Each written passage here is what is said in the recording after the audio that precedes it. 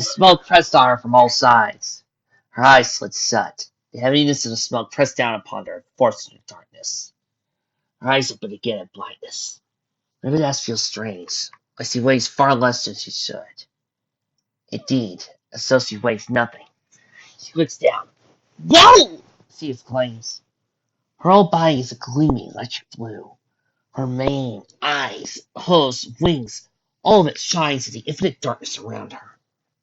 Startled, she takes a step backwards. The fall of her hoof on what seems to be the ground causes a ripple of light to pulse through her body. Ripple reveals lines of color, bursts of wrinkled white and black lines between every color conceivable hue smeared. As instantly as the color appears, it vanishes, leaving her in the empty dark once more. What do you want? Looking ahead, Dash sees three pronghorns standing ahead of her in the blackness. One gold, one gray, one green. Lightning is both the dreaming and energy, said the green one, Kai's voice. It moves through, and it cannot be commanded. It can only be guided. It can only be guided by you, if you in turn allow yourself to be guided, said the gold one. This was Audrey. You must move together, on both body and soul, you and lightning. The grey one says in Niall's voice, We shall teach you how to move now. What do you want? In an instant, all vanishes. The gleaming blue Pegasus stands in the midst of a desert. A black desert with black rocks and black sand. Each striker has a strike out a white outline, standing it out against the vast blackness. She was straight ahead as she hears a rumble, and as her bones begin to rattle, a huge herd of buffaloes bearing down on her, stretched across the horizon for miles. She thinks, no problem, I'll just... But she stops. She isn't right. Looking over her shoulder, she yells in surprise as she notices her wings are gone. She's an earth pony for all intents and purposes. The buffalo thunder closer. Dash begins to panic.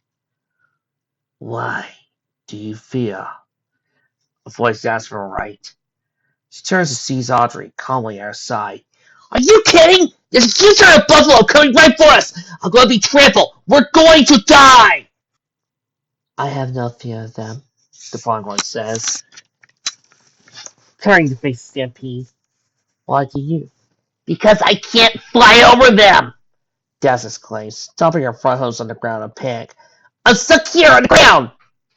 You're not doomed for being grounded, Audrey says. Simply find a path to the herd.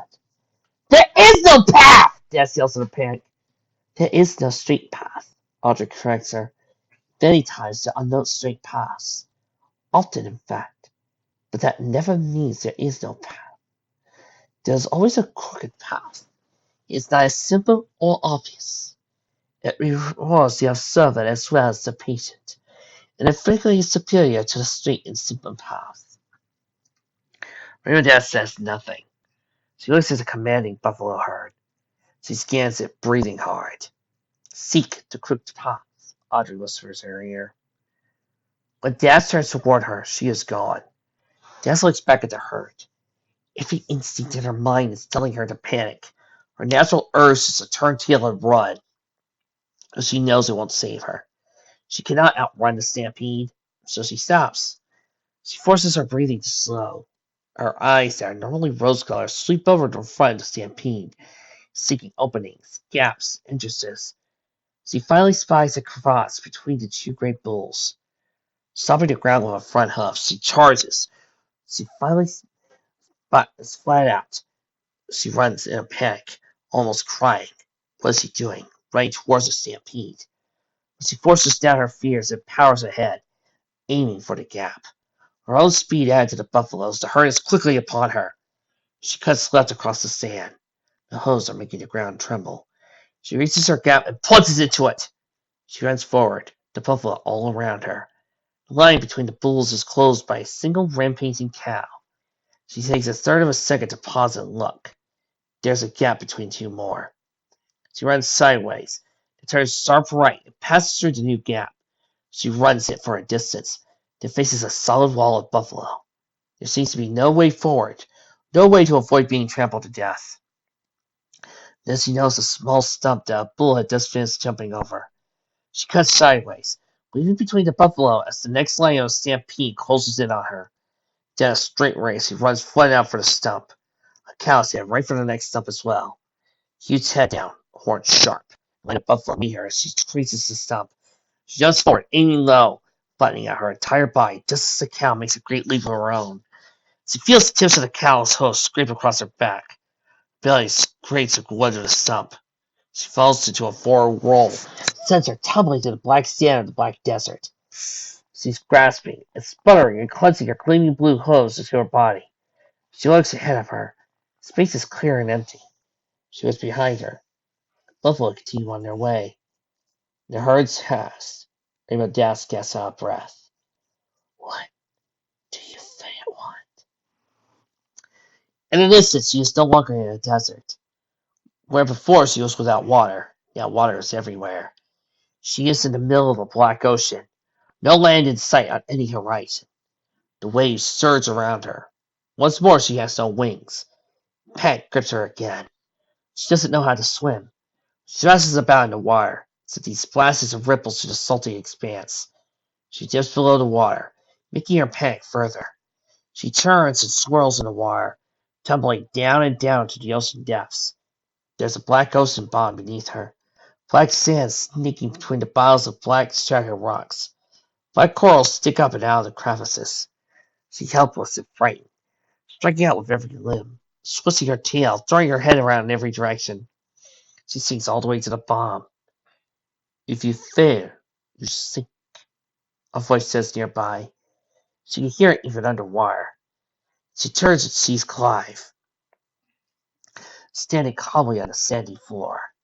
His green glow lights the black water around her. She finds she can speak too. I can't swim! She screams, not noticing she doesn't seem to need to breathe. Why do you faint? The car is calm. There's no storm to avoid. I'm so scared! Please! Help me! Clive raises his eyebrow. When you must resist, when you must fight, do so. But when you mustn't, don't. Allow yourself to be carried. He smiles at her. If you fail, you sink. Be calm and float. Dash closes her eyes tightly. When she opens them again, Clive is gone. Float? She whispers, stammering with fear. She forces herself to stop moving, legs gradually still. She even stops moving her tail. She holds her breath and makes herself motionless, closing her eyes again. She can feel herself rising, but she dares not open her eyes. She finally feels the water break across her back, feels the crisp warmth of the dry air. She raises her head and opens her eyes. She's floating. I did it! She exclaims. What do you want? She's no longer in the ocean. Now she is standing on a thick limb of wood. At first, she thinks she's on a particularly large branch of a particularly large tree. Then she notices the leaves. They are maple leaves. They are enormous. They're bigger than she is. The branch she is on is not very big. She's very small. She turns around and looks up. A tree bigger than her imagination soars up through the sky, branches rising up further than she can see. Stars light the sky above her. The leaves around her are white. Suddenly a breeze blows, catching her and nearly tearing off her hooves. Panicking, she wraps all four legs around the branch. This forces her to look down. The distance to the ground below fills her with even more fear. She is wingless yet again. It's like when she was a foal and Firefly threw her off the ground. She was afraid then. Afraid for the first time. That was when the fear started, and had been with her all her life. Do not fear the fall, a voice says. She turns her head. Niles is standing on an enormous leaf, calm as if he were chattering with her over tea. But, if I fall without my wings, I'll die! Daz cries. Niles shakes his head. Not if you let yourself be carried, he says gently. The breeze blows again, yanking some of the enormous maple leaves off their stems. They spin and twist through the air, flitting through the dark sky as they begin their gentle, ambling fall. Consider the leaves upon the tree. They fall without wings, traveling in the paths of an empty space. Yet they reach the ground in their time, safe and sound. The wind carries them. They are constant without guidance. Another breeze blows, and the leaf dials is steady on its yanking way. You must be as a leaf on the wind, he says before he floats out of sight. The wind howls, yanking off leaf after leaf around her. Des is so afraid. She clings tightly to the branch. The ground is so far away. She thinks about what Niles says. Carried, she whispers. The wind picks up a strong breeze. She unclenches her legs. The wind yanks her off the branch. Her stomach drops as she spins and swirls through the vast empty air. She spreads her legs wide, finding herself, trying to be as leaf-like as she can be. The wind blows around her. It billows beneath her, lifting her up, twisting her around. She spins, seeing the tree, then the sky, then the tree again. So threatening as she thought. Des flips and spirals, headed over to the ground. She seems to move so slowly the closer she gets. A strong breeze blows her along the surface of the pond. She skims it with her hooves. She's completely given up trying to see herself. She goes where the wind takes her. At the other end of the pond, sits her down. She lies gently on her hooves, grateful for the earth beneath them. What do you want? The pronghorns stare around her again. What do you want? Clive asks her. What do you want? Audrey asks her. There are 1,000 things she wants. Not entirely sure if she wants them or not. What do you want? Alice asks her. What does she want? She's always telling herself what she wants. But she never asks a question. The pronghorns now stand in front of her. She looks right at him. What should I want? She asks. Niles arches an eyebrow. What do you think? She thinks. The dreaming pulses around her, rainbows of color flashing black and white. She can feel so much around her, so much life. Some outside the dreaming, some inside, some both ways. So much being. She begins. I want to be. The pronghorn smile. Hello, Dash. Rainbow Dash's spectral spine feels its constrict. Her whole astral form shudders. She knows that voice. She barely notices that the pronghorns have vanished again. Slowly, fearing every movement, she turns around. Standing right behind her is a Pegasus pony. Like the rest of the dreaming, she doesn't gleam a solid color. Her coat is a hot pink. Her mane and tail are bright blue. There are two blinding lightning bolts on either flank. Her eyes are lavender hue. Death steps back. You're not real, she says. Her voice grows thick. You're just something for the dreaming again. You... Tears well up her eyes. You're not real! Dash, Firefly says, stepping slowly forward. Dash, Rainbow Dash, look at me in the eyes. Look at me. The gleaming blue Pegasus looks. Look into my eyes, Dash. I promised I would never lie to you. I never did. I never will. I never let anything lie to you about me. She beams at Dash. Out here, Dash. It's me. Dash rushes to hot pink Pegasus, tears streaming down her face, and leans her head against Firefly's and bawls, sobbing with all her might. Happy and sad, mixed all together in her heart. I missed you. I missed you so much. I missed you too, Firefly says, stroking Dash into her chin with her hoof. My brave little Dash. You've gotten so brave and strong. Firefly pulls away, lavender eyes moist. I wish I could have been by your side as you grew up. I watched you all these years, but it's not the same. But how are you here now? Dash whispers, wiping her eyes with her hoof. You're gone. You're in the Summerlands. And I'm still here. But I'm also here. Firefly says, remember what the pronghorn says. Past, present, future, life, death, and the dreaming all is. Being never ends. That's the secret. The energy is still there. The lightning! Das exclaims. Suddenly it makes all sense. Lightning, energy, being. That's it, Firefly says. The lightning is being. Being is the dreaming. She sighed. I wish I could have helped you learn this myself, but I think this way may be better. I'm not sure I could have been a better teacher than the ones you taught me. Nobody could be a better teacher, the living blue Pegasus says. Maybe. The hot pink Pegasus says softly. What I've learned, as I am now, is that every real teacher wants their students to be better than them. And you're so much better than I was, Rainbow Dash. You've done the impossible, and you've helped save the world, made so many wonderful friends.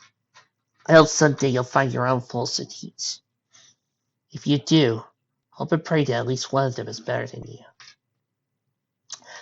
I'm better in my own way, Dash says, but nobody's better than you at being you. She knows that both she and Firefly are right. I'll grant you that, Firefly says. She looks Rainbow Dash up and down. She smiles. I think you're ready. I think you've done it, Dash. It's time for you to wake up now. No! Dash says, fresh tears springing to her eyes. Please, no! I just see you now! Don't leave me again! She starts to cry. Firefly closes to Dash and nuzzles her tenderly. Dash, I'll never leave you. I never have left you. You can't see me, and I can't touch you. But I'm in your heart, Rainbow Dash. I'm on your back. I'm the wind beneath your wings. I'm always with you. I love you. And I'll never stop loving you. She pulls back. Do you understand? Dash. Firefly says seriously. Understand. Rainbow Dash closes her spectral blue eyes. She can feel the dreaming breathing in and out. It breathes with her. It is. She is. All is. The lightning is. You are, and you always will be. The glowing blue Pegasus said, yes. Firefly says. She begins to fade slowly, gradually becoming more transparent. And that means I'm always with you. And I'm always with you. Dash says. She closes her eyes. She can feel Firefly. She's growing more sensitive. She can feel Applejack. She can feel Rarity. She can feel Pinkie Pie, Fluttershy, and Twilight Sparkle. She can feel her parents. She can feel Spike. She can feel Ashtail and Steelman. She can feel so much. Rainbow Dash, Firefly says. Dash opens her eyes, blinks at the fading hot Pegasus. I must ask you one final question. Dash smiles. Okay. What are you? What are you? What are you? What are you? Dash holds her head up high. I am! Dreaming surges upon her from every direction. She is completely still. Her mind is empty of every thought. The infinity of colors closes around her and overwhelms her. It enters her from everywhere, filling her with color and being. She closes her eyes. She is everything. The lightning comes. The lightning is the dreaming. Every line of white or black is lightning. Splitting the colors to setting them ablaze. The lightning fills her, swirling, spiraling through her body, lifting her up and dragging her down, pulling her apart and pushing her together. She does nothing. She says nothing. She thinks nothing. She is. You know what? I am really, really miffed that I forgot to put this into fall. I really am. I am so sorry. I forgot to put this type of thing into fall. My apologies to my readers. By Jove, a voice said through the rapidly dissolving layers of darkness. I think she's got it. Rainbow Dash's eyes slowly opened, blinking gently. It took her a few moments to adjust to the darkness. The smoke had cleared away, leaving a cavern open and free, still lit by gleaming blue crystals. Shaking her head, Dash rose to her hopes, trembling slightly. Are you alright? Audrey said, closing to her side to say to her. Sometimes Casey's are a bit woozy when they spend time in the dreaming. I'm okay, Dash croaked, her voice hoarse. Now standing right up next to her. She met his eyes. He was smiling. So, did I do it? I think you did, Pronghorn said, tilting his head to the side. Though I can't be absolutely certain. That was different. It wasn't like the times I've guided new messengers to the dreaming journey. Perhaps it's down to you being a pony. So what did you see? That was the end. Kind of as sharp voice drawing her attention. We couldn't tell what was happening to you. Death smiled. I met somebody very important to me, she said. She broke her gaze, glancing down toward her hose on the ground. Huh? She stepped back. Her wings flapped. She had wings again. Floating off the ground, she spun in the air, looking in surprise at her front legs. She noticed that the pull of the corner of her eye flew down rapidly to it. She plopped down and bent over, looking into the still waters. Thick, dark swirls were drawn all over her body. They curled like ferns around her haunches. They sprawled across her flanks. They traced delicately up her wings, wrapped around her legs. They coiled around her neck. They swirled around her eyes, circled around her cheeks and ears. She turned around and around, taking in their full extent. What are these? They are stitches, Audrey says, the pronghorns decide to move for her. They trace the path the lightning takes it through your body. It's also the path the dreaming takes when it enters a physical body. Because the lightning is the dreaming, right? Dash said. The three pronghorns exchanged glances. Why, yes, that's correct, Clive said. You guys could have just told me that from the beginning, the Sky Blue Pegasus said. It was too simple for you, Niles said. You needed to come to the wisdom yourself. The sizzles act as a focusing aid. They will help the lightning follow its ideal path through your body, allowing you to learn finer summoning and guiding skills. In time, you won't need them. But for now, keep them all. Don't worry, Audrey said. They're waterproof. Then, how will I get them off? Dash asked. Great Jenny! Clive said brightly. Dash looked curiously at him. Seriously, that's what it takes. Smear it on you, then take a bath. And when you're done, you're going to use the rest of the jelly on some progress muffins with orange juice.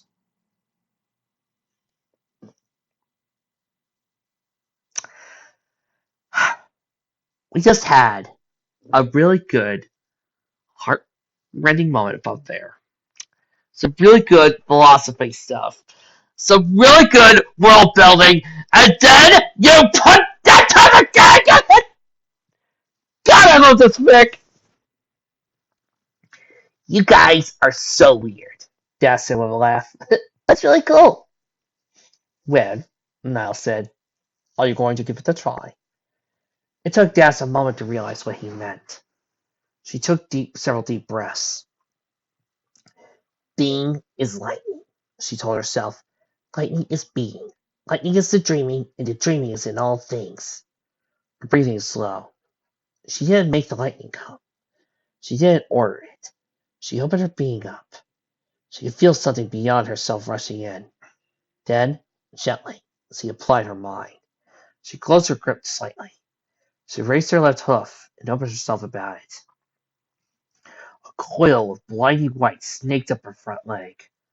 Rainbow Dash smiled. She opened her other leg. Another coil of lightning appeared. She touched her front hooves together, then drew them apart. A lightning bolt wavered in the air between them, sizzling, crackling, filling up the air with light. With a laugh, Dash rose to her hooves. She opened her wings, then opened them. Sparks crackled around each other, popping like firecrackers. She turned back to the pronghorns. and they all stamped their hooves loudly on the ground. Well done, Niles said happily. The most successful experiment it proven to be. All the other tales about the others don't lie about this, Clive said. Never before have I heard of any other creature learning to use lightning in the pronghorn style. Death smiled secretly. I bet they'll tell you there was one other. Congratulations, dearie, Audrey exclaimed. Oh, this calls for a celebration. So break out the bubby. I think I got some bottle of Don Puggion on my bed somewhere. Audrey narrowed her eyes. Keeping a fine sparkle like that under your bed? Shame on you, you'll ruin it. What kind of prowler doesn't know how to keep care of sparkling wine? I'll have you know, I've kept sparkling wines under my beds across the world, and they're always popped up and smashing shape. Quiet, Clive snapped. The two younger pronghorns were silent. In the quiet, a faint ringing could be heard, like the chiming of a bell. Dear Lot, he said. He dashed to the stone doorway, shooting a lightning bolt at it. The sinking stone door wasn't even on all the way down before he leapt over it. What's going on? Des asked, following close behind Niles and Audrey. It's the message alert, Niles told her. We make our rounds among the rulers of nearby countries over 2-week periods. We also give them magical times they can use to transmit messages right to us in spare form. We typically use them for the messages that have to go out at all hours. The three creatures ran down the tunnel back to the main cavern, with its great ceiling drawing into dreaming. Off to the right-hand side, near the entrance, was a nook Rainbow Dash had practiced before. Inside, a plate of yellow stone was hanging from the ceiling. It was vibrating now, the source of the timing noise that they heard. Clive was leaning his head towards it. Dash noticed that his antlers were vibrating in unison. He pulled back as it approached. It's the princess again, he said, turning towards him. The same message as it's been for all three of us. You mean Princess Celestia? Dash asked. The same, Clive said. She wants the word delivered by morning to all her destination. Tessinia, Dromedor, and Salamor. Bleh, Audrey said. That means we have to leave right now. She turned to Dash. Sorry, Dassie. The celebration will have to wait. I'll take Dromedor, Now said. I've been handling short hops the last few times, so I'll sort along during this time. Salamar's nearly as far, Audrey said. I'll take that one. I've never been to Salamar. Whatever you do, don't eat the purple peppers, Clive said. And don't tell the laws you look like dragons. They hate hearing that. I'll go to Tessia, he turned to Dash. Also, he says, the celebration will have to wait for another day. He laid his head towards the stone Neil again. Audrey and Niles came to stand by his side, leaned their heads in as well. Wavering images of Princess Celestia shimmered off the Neil. It split into 3 identical images, each of them coming to rest between each pronghorn's horns. It hovered a moment before fading away. So, what message is Princess Celestia sending? Dash asked. The same one she's been sending for the past 6 months, Niles said. She's run us a bit ragged, truth be told, such as all over the world. She wants every god and king and ruler to know that her sister is back. Aww, Dash squealed. That's so nice! She wants them to all know about Princess Luna. Nice and preemptive, Clive remarked. He turned away from the Neil and began to walk towards the lunar entrance. With Luna resuming control of the moon, there are bound to be at least some irregularities to the lunar cycle. I think this is Celestia's way of heading off complaints from every other nation on Earth. Stepping into the tall entrance chamber, Clive sent up a lightning bolt from his horns. The sound of grinding a stone filled the air. My dear Rainbow Dash, he said, turning to her, you have my congratulations and my all. I wasn't really sure you could do it. You'll pass the test. He smiled. That means you're an honorary member of the Pronghorn Network. Really? Dash exclaimed. Really, Clive said. You'll welcome at any way station of ours you come across, anywhere in the world. You now know how to get in. Now, the stone ramp finally reached the bottom of the chamber. Farewell, Clive said. A good luck. Final nod of his head, he turned and began to sprint up the ramp. Goodbye, dearie, Audrey said, coming close to nestling her. I promise we'll have some of that wine another time. Hey, now we're just about to wait for you. You should pop up again, even once you're back in Ecclesia. I definitely will, Dash said, nuzzling the female pronghorn. Be safe, okay? And like Kylie said about the lungs or whatever. Indeed, Audrey said. Ta-ta! She sprinted up the stone ramp as well. Niles was the only one left. and the princess turned to look at each other. He smiled. I wish I could say I knew you could do it, he said softly. But in truth, there was a moment I doubted. Sorry. Don't be, Rainbow Dash said, resting again, nuzzling over his thin nose. You had no idea how much this means to me. I paid off a really old debt tonight. Old debts are the best debts to pay off. That's one thing I've learned. Niles said, turning and running for the ramp. Rainbow Dash followed him and kept to a brisk walk. I hope to run into you from time to time. I stop by Canterlot at least once a fortnight, sometimes even once a week. I'll try to be in Caraglass sometime soon, Dash said. I'd love to hear all about your journey to... Where are you going again? Domino. Niles said, brightly. Land of the Commons. Very hot and sunny. Lots of bones still city and statues of strange gods. You should go there sometime. They emerged into the moonlight, the wind blowing faintly across the silvery grasses. Niles waited until Dash was off the ramp before he fired a lightning bolt at it, causing it to close itself off with a rumble of grinding stone. Well, he said simply, I guess this is goodbye now. I guess. Oh my gosh! Dash exclaimed, her eyes going wide. The Bed of Violet! You said you would get the Bed of Violet! I said I would get it if I had free time, Pronghorn said. I'm so sorry, Dash, but our duty to rulers and royals comes first. Those are our official priorities. I must abide by them. But we need you! The Skywood Pegasus cried. Who get the Bed of Violet time except you? Now smiled. Why, you can't, Rainbow Dash. You're as fast as we are now. But I'm still so new at this. You're as ready as you now as you ever will be. And you're braver than any pronghorn I've known. He said, your friend is a good host with you, my dear Rainbow Dash. Dash sighed, saddened by the loss of help from Twilight Sparkle. I suppose so. She looked at Niles and smiled faintly. Thank you for believing in me. As I said, I doubted, Niles told her. You believed in yourself above all. In the end, that made the difference. Dash's smile grew broader. Goodbye, Niles. Thanks. The present was all mine, dear Rainbow Dash, Niles ideally said. Reached for her front leg, bent his head, and kissed her hoof. He trotted away and returned south. I remember, he called to her, bending low, leaning forward. When the world is in chaos, remember, keep calm. He lowered his head. Be patient. Sparks flashed at his host, and ride the lightning. A eruption of white light blinded Dash. She opened her eyes again. A lightning bolt stretched across the fields away from her. An eye blink was gone. Rainbow Dash stood in silence for a few minutes. She turned her head to the east, towards the distant storms of the Dragon-Brace Mountains. She looked at her host covered in swirling sizzles. She smiled sneakily. Let's do this! She turned her whole body to the east. She flattened her wings to her side. She breathed in slowly, breathed out slowly. She fluttered her eyes, stretching them close and shooting them open.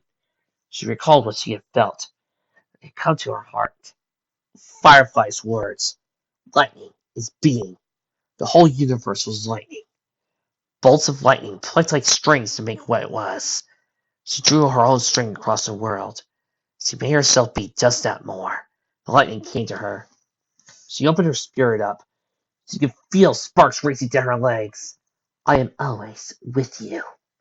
Rainbow Dash opened herself to the dreaming, to being itself. She could see the crooked path before her. She was still. She floated. The world around her blazed white. I am a leaf on the wind. It came. She grabbed and she rode. She moved faster than the world, faster than sound. She opened her eyes, felt no wind resistance because she was beyond the wind. The world was a blur, yet when she looked, she saw stillness, like snapshots, like photographs. A glance as she saw Kamungas far off. A glance as she saw Thought looming from its great foundation. A glance at the Dragon-Brace Mountains appeared whole and solid. A glance behind her, she was leaving a trail of white infinity. The mountains were right in front of her when she hit them and went up them, shot higher and higher, breathless at daring instants, thunderous as heartbeats. She pushed off with her legs. She shot skyward at an angle. A crack making her look down to see where a chunk of the mountain had blasted off by the force of her lightning. She closed off her spirit. Lightning vanished.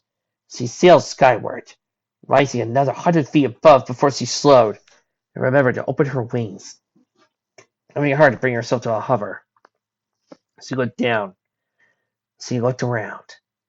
She was above the Dragon Bridge Mountains. Turning to the east, she could see the darkness of the Everfree Forest. Very far off, the lights of Ponyville. A journey of 9 days of hard galloping. She made it in 30 seconds. Why am I hearing flash music playing in my head? Her mouth stretched into the biggest smile she ever styled. She opened her spirit, gathered lightning around it, but she didn't ride it. She merely carried it in her wake.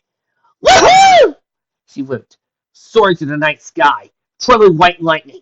She flew through the clouds, felt lightning riding in them, stretched her spirit to them and pulled, calling for her lightning bolts, letting them strike her, swirled, spiraled through her, leaving her safe and whole.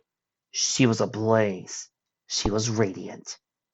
She felt no fear.